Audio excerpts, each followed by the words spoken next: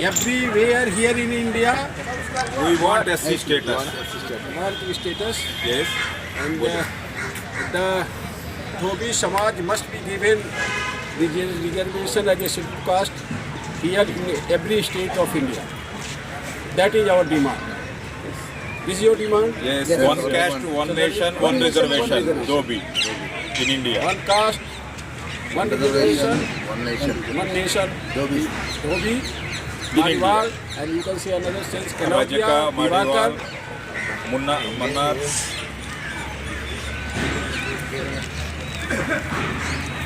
ऐसे और भी राज्य हैं, 11 राज्य हैं। जब हमारे प्रधानमंत्री जी, गृह मंत्री जी ये कहते हैं कि एक नेशन एक बात, तो क्यों ना धोबी समाज को सभी जगह अनुसूचित जाति में शामिल करना चाहिए।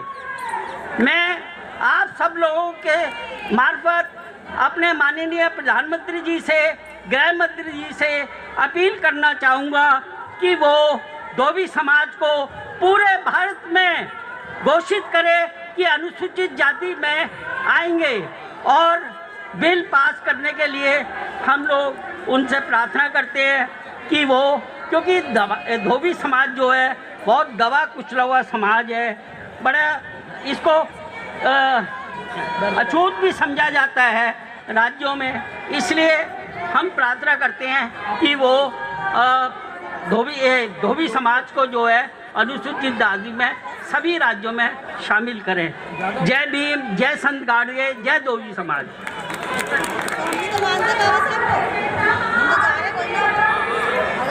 आए हुए महान भव्यों, यहाँ हम लोग सब लोग जो है, आपको जैसा कि विदित है, धोबी समाज को सभी राज्यों में अनुसूचित जाति में की मांग लेकर इकट्ठे हुए हैं। जब बाबा साहब ने हम लोगों को, धोबी समाज को अनुसूचित जाति में शामिल किया, उस समय ये कहीं भी नहीं था कि कुछ राज्यों में जो है वो धोबी समाज को अलग रखा जाएगा और कुछ राज्यों में अनुसूचित जाति में शामिल किया जाएगा। भाइयों, आप सबको पता है कि धोबी समाज एक बहुत ही पिछड़ा हुआ और दलित समझा जाने वाला समाज है, जिसका व्यवसाय कपड़े धोना और प्रेस करना, इस तरह से कपड़ों की साफ सफाई का काम है, और पूरे भारत में, पूरे भारतवर्ष में एक ही तरह का व्यवसाय करते हैं। फिर सरकार ऐसा क्यों हमारे साथ अन्याय कर रही है कि 11 राज्य पूरे भारत में अनुसूचित जाति में शामिल हैं, केवल 11 राज्यों में नहीं है, जिनमें महाराष्ट्र, गोवा, आंध्र प्रदेश, तेलंगाना, मध्य प्रदेश करके लड़ेंगे नहीं तब तक ये संगतियाँ दूर नहीं होंगी। और ये हम जब से हमारा देश आज़ाद हुआ है, जब से कुछ स्टेटों में ये हम धोबी समाज है वो रिजर्वेशन में नहीं आता। अब हम लोग बात है, हालांकि कहते हैं देर आए दुरुस्त आए, मगर हम सब लोग इकट्ठे होकर के इसको, अगर इस संदेश को आगे बढ़ाएंगे तो हम एक दिन सफलता जरूर पाएंगे। मैं इन्हीं शब्दों के साथ सबको जय भीम, जय संत गाड़गे कहता हूँ। तो उस बच्चे को डाउन कर दिया जाता है, बच्चों का मनोबल टूट जाता है, बच्चे आगे बढ़ने से नहीं होते हैं। जबकि बाबा साहब का नारा था, जो शेरनी का दूध पिएगा वो ही दहाड़ेगा। और बच्चे, हम सब कहते हैं चाहे आधी रोटी खाओ लेकिन बच्चों को जरूर पढ़ाओ। हमने अब ये धोबी धंधा नहीं करना है, अपने बच्चों को बड़े बड़े अफसर बनाना है, फिर देखेंगे कौन सी सरकार हमें रोकती है आगे बढ़ने से। जय भीम, जय संत गाड़गे। मैं अपनी वाणी को विराम देती हूँ। पंजाब से, आंध्र प्रदेश की, खास करके आंध्र प्रदेश की सभी बहनों को, सभी भाइयों को बहुत बहुत मन से धन्यवाद करती हूँ, जो उन्होंने हमें इस मंच पे बुलाया और हम सब इकट्ठे हुए बात करने के लिए। तो आप, मैं ये कहना चाहूँगी, जब तक हमारा समाज, सारे संगठन, कितने भी संगठन बना लो, जब तक एकता नहीं होगी हम आगे नहीं बढ़ सकते। हम सब भाइयों में एकता होनी चाहिए।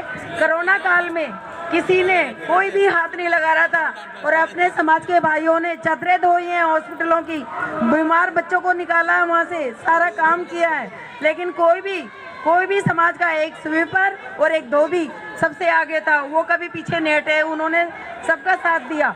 तो मैं सरकार से यही गुजारिश करूंगी कि अपने समाज के भाइयों को हमें आगे बढ़ें और एक ही कोटे में रखें, ऐसी कोटे में रखें जैसे राजन जी ने बोला उनकी बहू अलग अलग है तो एक ही घर में और एक ही जाति और अलग अलग, तो ये बहुत बुरी बात है।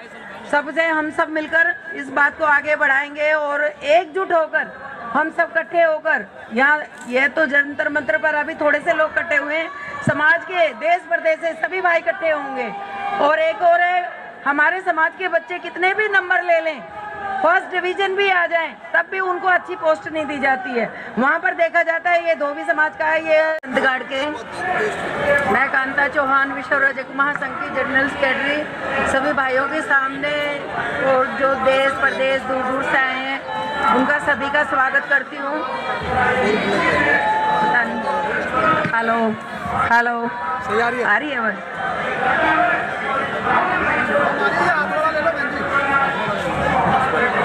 हेलो, समाज के सभी भाइयों को मैं अभिवादन करती हूँ जो देश प्रदेश से आए हैं, हरियाणा से। సాధించుకోవాలని చెప్పి అందరినీ మరొకసారి అందరినీ కృతజ్ఞతలు తెలుపుతూ మాకు ఇచ్చిన ఈ అవకాశాన్ని